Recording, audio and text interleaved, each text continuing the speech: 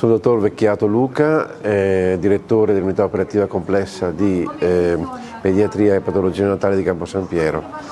Oggi ho descritto quelle che sono le attività che noi facciamo, che svolgiamo in terapia intensiva neonatale con i nostri prematuri, soggetti che sono più a rischio di avere varie patologie perché esposti prematuramente appunto a quelli che sono vari fattori ambientali e agli insulti che derivano anche purtroppo dalla terapia stessa che li tiene in vita. L'ossigeno, come sappiamo, è un tossico a livello dell'occhio. Ho descritto la retinopatia del pretermine, che è una patologia che colpisce i neonati. Un quarto, un terzo di questi neonati prematuri possono andare incontro a gradi lievi oppure anche più gravi di retinopatia del pretermine. La grande,